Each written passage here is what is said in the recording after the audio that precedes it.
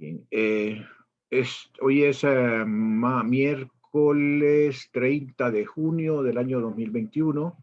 Esta es la clase de termodinámica y mecánica estadística que se imparte en el Departamento de Gravitación, Altas Energías y Radiaciones de la Escuela de Física de la Facultad de Ciencias de la Universidad Nacional Autónoma de Honduras. Yo soy el profesor Alejandro Galo Roldán.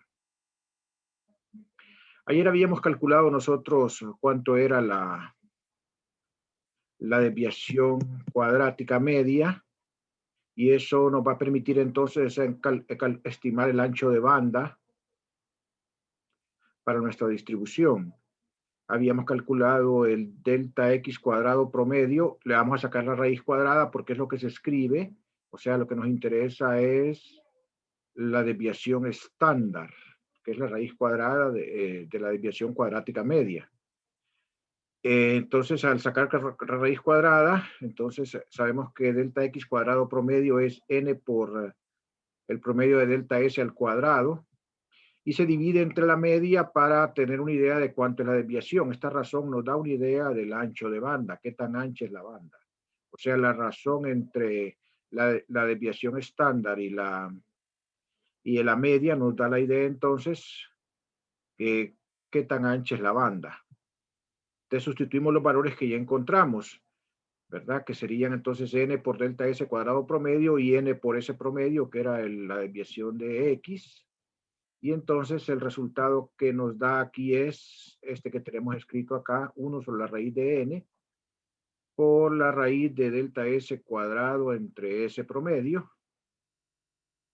Entonces al simplificar, y entonces aquí nosotros sacamos conclusiones que, una vez más, si n es suficientemente grande, y asumiendo que WS es una función de buen comportamiento, tal que el límite cuando S va más o menos infinito de WS es 0, entonces la probabilidad de distribución puede ser con un pico muy alto en la vecindad del valor medio de X. O sea, al ser el n grande, esta razón del ancho de banda a la media es pequeña. Por lo tanto, como es angosta la curva, el pico es muy elevado. Entonces, ¿qué era lo que nosotros esperábamos, verdad? Ok, ahí quedamos con un punto y seguido.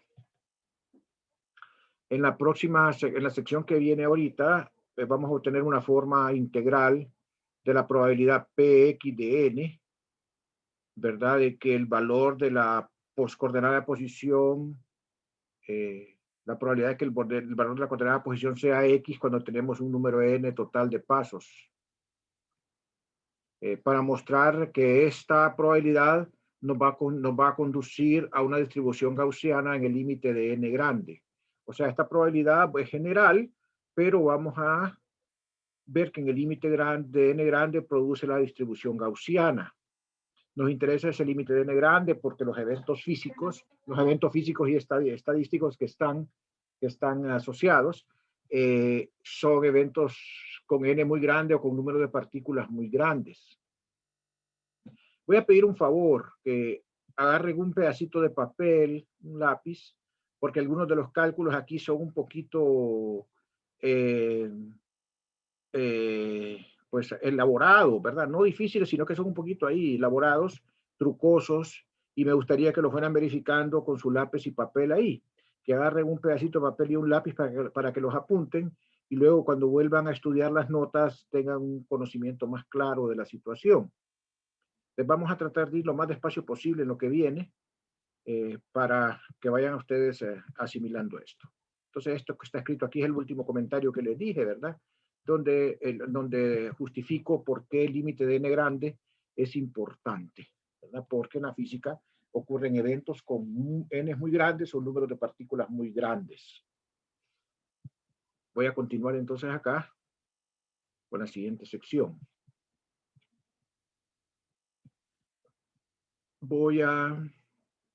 Vamos a ver entonces, vamos a calcular esa Px de n, ¿verdad? En el caso generalizado, en una dimensión O sea, para el caso de variables aleatorias continuas, que es lo que estamos haciendo ahorita. Y luego de tener eso, vamos a tomar el límite gaussiano, o sea, el límite de n grande. Eh, bueno, los pasos en el problema generalizado de una dimensión siguen siendo estadísticamente independientes. Por lo tanto, la probabilidad de que ocurra una secuencia dada aún es dada por un simple producto de las probabilidades, ¿verdad?, de cada uno de los pasos, como en el problema discreto. O sea, cada paso es estadísticamente independiente del otro. O sea, si dio 3 pasos hacia adelante, el siguiente no está determinado por ninguno de los anteriores. Es independiente lo que va a ocurrir. Vamos a considerar una vez más una secuencia de n pasos y vamos a suponer que el desplazamiento asociado con el j-avo paso tiene una longitud aleatoria SJ con una probabilidad de ocurrencia W de SJ por DSJ. La probabilidad de encontrar la partícula entre X y X más DX, o sea, que esté en una coordenada X y X más DX, donde X, ¿se acuerdan ustedes que la habíamos definido como la suma desde J igual 1 hasta N de SJ? O sea, la suma desde J igual 1 hasta N de todas las longitudes de todos los pasos, esa es la coordenada X. Entonces va a ser una PR de DX. Como esta es una densidad de probabilidad porque se refiere a un desplazamiento de SJ, la probabilidad tengo que integrarla. Entonces, como son independientes, esta es la densidad de probabilidad del paso 1, esta es la densidad de probabilidad del paso 2, esta es la densidad de probabilidad del paso n. Entonces, la probabilidad total se hace integrando sobre todas las DS. Y lo que hice fue descomponer la W total en el producto de las densidades de probabilidades de cada uno de los pasos. ¿Por qué razón? Por lo que dije antes, que eran probabilidades independientes. Entonces, esa P que está acá es la probabilidad total de que la posición sea X para un número de pasos N. O sea, de que X esté entre X y X más DX. Ahora nosotros tenemos aquí un asunto. Y es que X va a ser, o sea, la suma total de los pasos va a estar entre X y X más DX. O sea, estamos pensando en que esta integral la estamos tomando sobre los DS. O sea que, el valor de la suma va a ser la coordenada X o bien X más DX porque estamos viendo la probabilidad de encontrarlo entre X y X más DX. Entonces, aquí tenemos P sub n de X de dx. Ok, fíjense bien, aquí estas integrales las sumo, las hago, sí, tomando en cuenta esta restricción. Es un poquito incómodo trabajar con límites así de este tipo, ¿verdad? Con límites que están sujetos a la restricción, porque tendría yo que buscar individualmente cuáles son los límites de cada uno, de cada una de las integrales. Entonces, para obviar este problema, vamos a recurrir a una aliada. La integración debe ser llevada de menos infinito hasta infinito, realmente, ¿verdad? Con esta restricción. Lo que nosotros tenemos que hacer es eliminar la restricción y poder hacer la integral de menos infinito a infinito sin ninguna restricción. Para hacer eso, entonces, para remover las restricciones, vamos a usar esa aliada que yo les digo, que se llama la función delta de Dirac. La función delta de Dirac tiene muchas formas de definirla. Una de las formas de definirla es decir que la delta de X es 1 sobre gamma, donde gamma es un parámetro. Cuando gamma es mayor que menos un medio y cuando X es mayor que menos gamma medios y menor que gamma medios.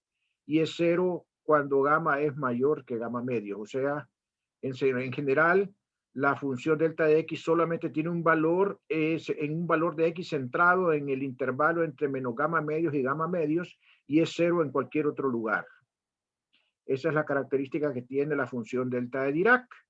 Y como ustedes vieron en métodos matemáticos, esta función tiene un montón de propiedades, sobre todo las propiedades integrales y diferenciales, que son muy útiles, sobre todo en este caso de funciones de distribución. Claro, esto se toma en el límite cuando gamma tiende a cero, ¿verdad? Realmente la definición es el límite cuando gamma tiende a cero, ¿verdad? De esta expresión 1 sobre gamma. Entonces, ¿qué tenemos nosotros? Bueno, en vez de escribir aquí, entonces, para estar seguros que yo puedo integrar de menos infinito a este infinito, solamente voy a tomar las funciones cuando se cumple o sea, que x es igual a la suma de j igual a 1 hasta n de sj. Fuera de eso, apago todas las funciones. Las apago todas porque valen cero. Y entonces puedo integrar de menos infinito hasta más infinito tranquilamente porque sé que lo que estoy haciendo es que cada integral de esta va a ser cero en el intervalo en el cual x no es la suma de j igual a 1 hasta n de sj. ¿Por qué? Porque la delta de Dirac funciona como un interruptor. Apaga el valor de la w de S1 cuando x no es igual, o sea, apaga el valor de todo este producto cuando la x no es igual a la suma de j igual a 1 hasta n de sj. Entonces, la prende solamente cuando eso ocurre. Y entonces yo puedo integrar desde menos infinito hasta infinito tranquilamente porque sé que donde son cero lo que voy a tener son sumas que son cero. Entonces esa es la ventaja de introducir acá esta delta de Dirac. Me paro un momento aquí para que por si quieren hacer preguntas. Vayan anotando esas definiciones porque nos van a ir sirviendo en adelante.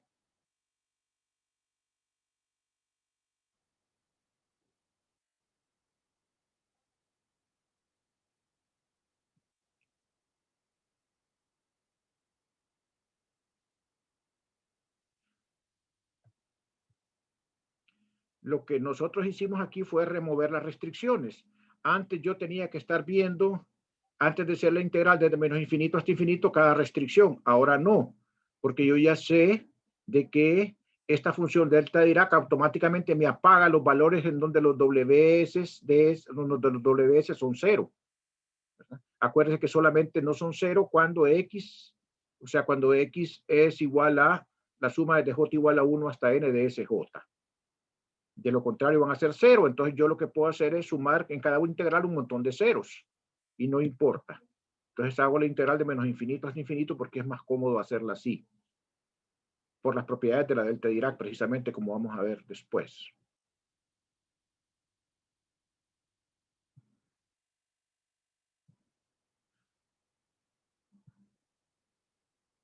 Bien. La delta de Dirac tiene una representación integral. O sea, una representación de la delta de Dirac es que la delta de argumento x es 1 sobre 2pi por el integral desde menos infinito hasta más infinito de exponencial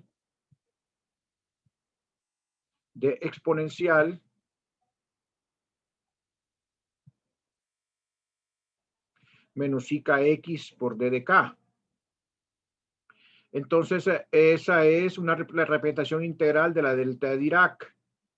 Entonces, entonces yo puedo sustituir, y ahí es donde yo quiero que vayan escribiendo en su cuaderno, yo puedo sustituir esa expresión de la delta de Dirac aquí en esta integral para p de x, n de dx. O sea, yo puedo sustituir esta expresión. Fíjense bien, háganlo ahorita, ¿verdad? En su cuaderno, sustituyan esto acá. En vez de poner la delta de Dirac de x menos la suma de j igual a 1 de sj, sustituyan esta expresión. Lógicamente, jóvenes, el argumento aquí no es x, el argumento es x menos la suma de j igual a 1 hasta n de sj. Por lo tanto, aquí no va a ir x, sino que en vez de x va a ir las x menos la suma de j igual a 1 hasta n de sj. Fíjense bien eso, ¿va? Porque esta es una definición genérica. Este es en el argumento xi, digamos, y esto va aquí en el argumento xi. Entonces, el argumento yo lo puedo cambiar. Entonces, en lugar, repito nuevamente, en lugar de tener x, voy a tener como argumento x menos suma de j igual a 1 hasta n de sj. Por favor, entonces, utilicen esta definición para sustituir aquí el valor de la delta de Dirac y verifiquen que el resultado al que llegan es a esto que está aquí. O sea, la delta de Dirac le escribí entonces en términos de esta representación.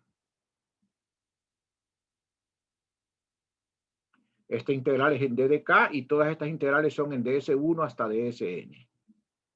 Anoten ese resultado ahí en su cuaderno, por favor, porque nos va a ir siguiendo, nos va a ir sirviendo después adelante para seguir haciendo cálculos. Les doy aquí un momentito para que vayan anotando.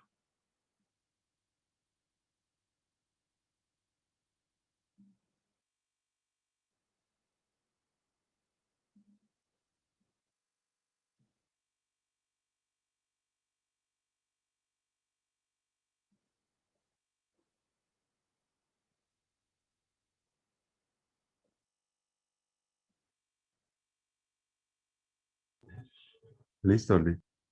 Bueno, entonces vamos a bajar un poquito acá. Si ustedes integran la factorización sobre las variables S1 hasta Sn, esto que está acá, todo esto que está acá, lo podemos escribir como una sola expresión que le vamos a llamar W sombrero de K a la N. O sea, en lugar de poner todas esas integrales, le vamos a poner W de K sombrero a la N, donde este W de K sombrero es la transformación de Fourier de WS. Porque en efecto, ¿verdad? Es decir, pueden ver ustedes que WK es el integral desde menos infinito hasta infinito de a la menos IKS WS de ds. Como todas estas son iguales, como transformadas de Fourier, cada una de estas integrales, entonces cada una de estas es la transformada de Fourier. Y entonces como son integrales evaluadas, no importa el índice de la variable, esa es una misma WK. Y como tengo n, un producto de n términos, entonces eso va a ser WK a la n. ¿Verdad? WK a la n. Entonces, esta WK a la n es la factorización de todas las integrales. Y esta WK es simplemente la transformada de Fourier de WDS. ¿Y n por qué? Porque tienen n integrales, una por WS1 de S1, otra por WS2 de S2, otra por W3, S3, etc. Entonces, genéricamente, esa transformada de Fourier tiene la forma la integral desde menos infinito hasta más infinito de exponencial menos IKS WDS DDS. Hay n integrales de esa forma, una para DS1, una para DS2, una para DS3 y todas son las mismas.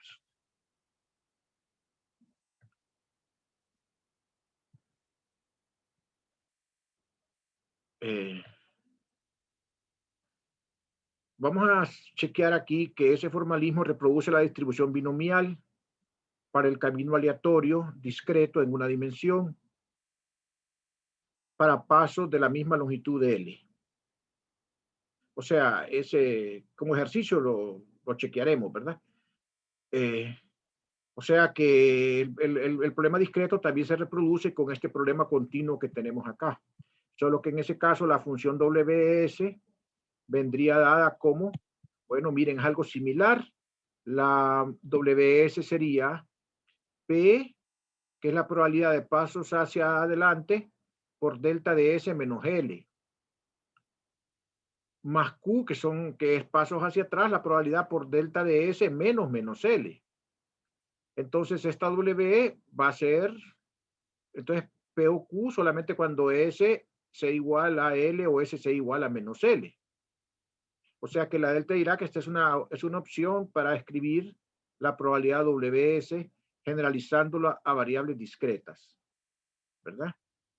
Entonces, cuando S es igual exactamente a menos L, entonces este término que está acá es 1, esto es 0, y solamente queda la probabilidad como Q, como era de esperarse. Y al revés, cuando S es igual a L, entonces este término que está aquí es 0, y este término que está aquí es 1, entonces la probabilidad es P.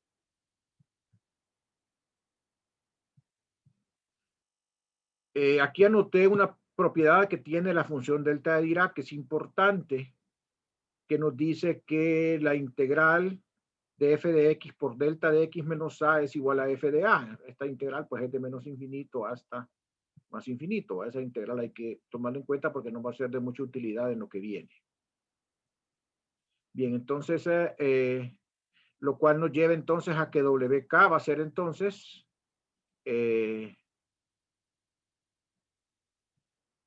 P por la exponencial de menos IKL más Q por la exponencial de menos IKL,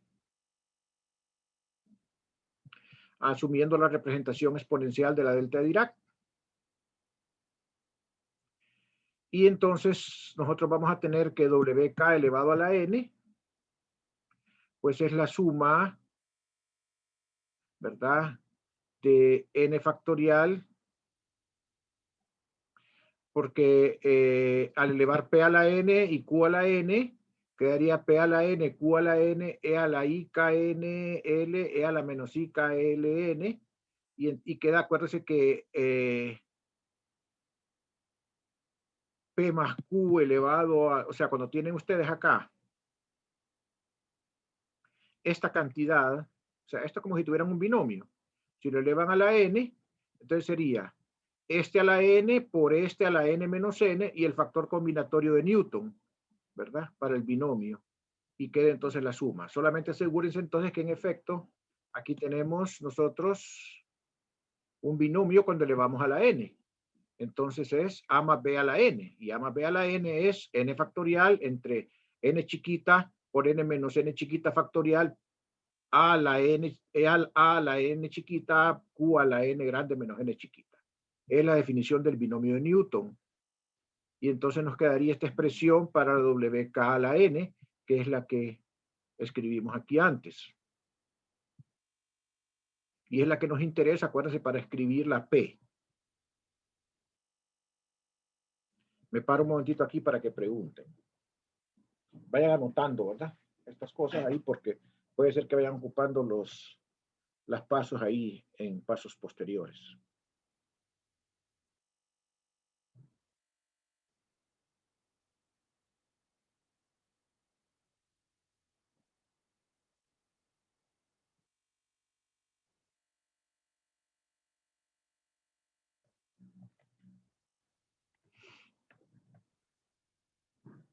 Me avisan cuando pueda continuar, por favor.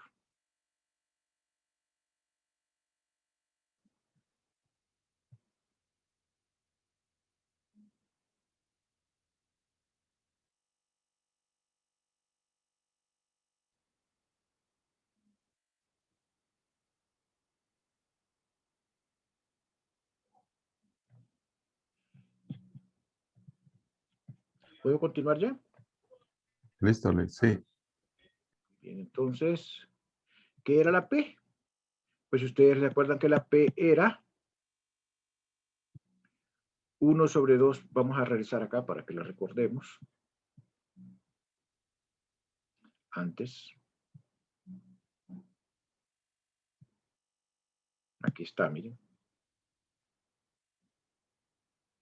Esta misma.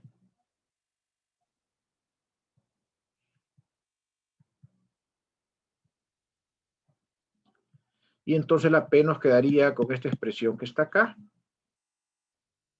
Al separar acá estos términos, me queda pues el P a la N, Q a la N menos N, y quedan los términos exponenciales acá, E a la IKLN, E a la menos IKLN a la N menos N, y los voy a juntar en un solo término acá. Verifíquenlo por favor eso. Verifiquen de una sola vez que si yo factorizo aquí el IK, quedaría aquí. Como quedaría aquí IK, queda NL aquí y queda otra vez NL acá. Entonces quedaría 2 NL de factor y entonces restaría el N grande por L de factor aquí sumando, porque menos por menos da más. Verifiquen esto último, por favor, de acá para acá. Háganlo con calma.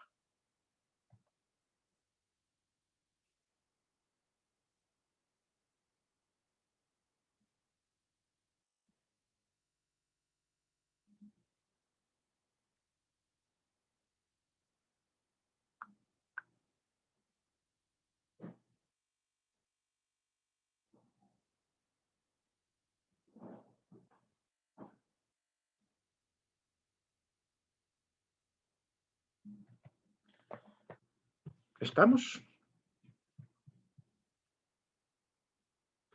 Bueno, vamos a irnos aquí despacito. Sí, Lee. Tenemos entonces esa expresión que está ahí.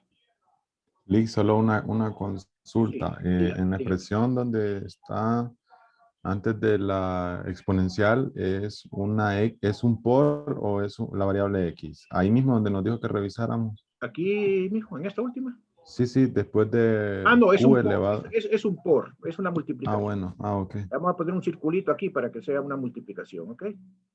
¿Ok? Es una multiplicación. Ok, entonces, aquí, al utilizar otra vez la integral esta que está aquí, este término que está aquí, e a la menos i kx, este término que está acá, por esto que está acá, si los junto estos dos y tengo el dk, o sea, me da esto, ustedes van a ver que esa es la delta de Dirac de x menos 2nl más nl. O sea, este 1 sobre 2pi, este exponencial, junto con este exponencial, dan una sola función, que es la delta de Dirac de x menos 2nl más nl.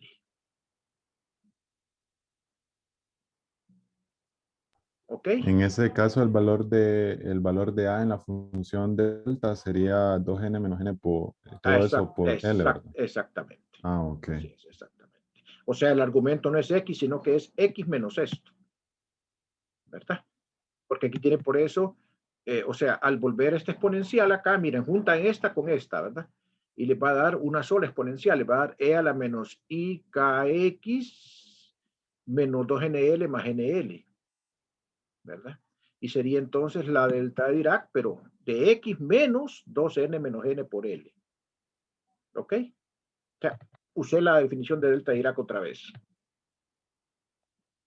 pero con otro argumento. Bueno, aquí, de aquí en adelante va a ser un poquito más artificial la deducción, pero vamos a tratar de ir tratando de entender esto con argumentos lógicos lo más que podamos. Entonces, ¿qué significa esto? Significa que la probabilidad se hace cero, excepto en x igual 2n menos r por l. En cualquier otro punto la probabilidad es cero, menos aquí. ¿Ok? Menos aquí. Fíjese bien que eso ya define un n para el cual no es cero la probabilidad.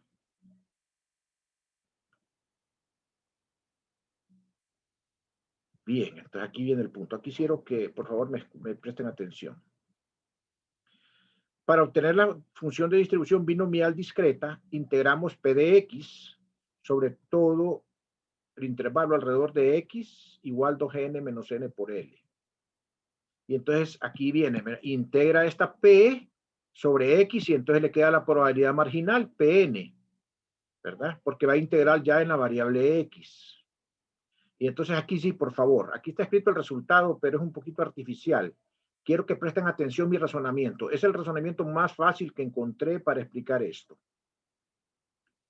La estadística es un poco complicada con estas cosas, ¿verdad? Con estas funciones de distribución, pero vamos a tratar aquí de explicarle lo más que podamos esto que está aquí. Bueno, fíjense bien, lo que voy a sustituir es esta P que está aquí. El E es una cantidad pequeña porque yo estoy haciendo la integral alrededor de ese punto, porque la probabilidad es cero en cualquier otro. Entonces pues yo puedo hacer la integral ahí para poder hacer una integral, porque no puedo integrar una línea, tengo que integrar una función. Entonces pongo aquí en este intervalo más C y menos C para poder hacer la integración en el intervalo. Bien, sabemos que esta probabilidad es cero en cualquier otro punto que no sea X igual a esto. Bien, entonces lo que se hace es que sustituimos el valor de P dado acá. O sea, vamos a meter el n factorial, el n menos n, el n chiquita y la suma también, el P, la Q, todo eso. Y la delta de Dirac. Fíjense bien, todo esto es el argumento del integral. Todo esto es el argumento del integral. Entonces, primero, como la probabilidad, que es el argumento del integral, es cero en cualquier punto, yo puedo extender esta integración hasta infinito, hacerla hasta infinito y de menos infinito hasta infinito. Esta integración. porque lo que estoy es integrando un montón de funciones que son cero en el resto de los intervalos. Y entonces yo puedo utilizar la propiedad de la delta de Dirac, que dice que el integral desde menos infinito hasta más infinito de f de x por la delta de x menos a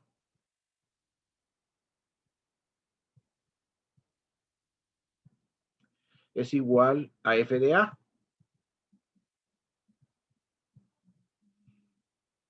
Es la traslación del original. Entonces, ¿cómo razono? Bueno, ¿qué es esta P? Es una sumatoria con todas estas Q's. Y la delta. La delta, a la hora de aplicar la integral, lo que me indica es que me va a quedar solamente esta función con toda la sumatoria, pero valuada en este valor de x, que corresponde a un solo valor de n. Por lo tanto, yo no voy a sumar sobre todo, no voy a hacer la suma sobre n, porque solamente queda un valor de n. Entonces, eso elimina la suma, y por eso es que únicamente lo que resulta es el coeficiente de la probabilidad, o sea, la suma nada más. Por esa razón es que queda nada más acá, para la probabilidad, esta n factorial entre n menos n por n, p a la n, q a la n menos n. ¿Verdad? Porque solamente un término de la suma queda. ¿Cuál es? El que correspondería a este n, que corresponde a un único valor de x que queda de acuerdo a la delta de Dirac. Ese es el argumento más sencillo que existe para entender esta demostración. ¿Verdad? Matemáticamente, la demostración es mucho más complicada y podemos buscar alternativamente una demostración más complicada, pero trataremos de entenderla con este argumento de plausibilidad que les di aquí. Entonces, el hecho es que les queda esta distribución que está aquí. Y en efecto, esa distribución que nos queda es la distribución de Gauss, la distribución que, perdón, no de Gauss, sino que la distribución binomial que habíamos encontrado anteriormente. Me queda menos de un minuto. Voy a pedir una consulta. ¿Por qué no me permiten que me desconecte y luego nos conectamos? Porque ya me queda menos de un minuto. Y se conectan todos para pasarles la lista y ahí vemos la consulta. Voy a parar ahorita. ¿Ok?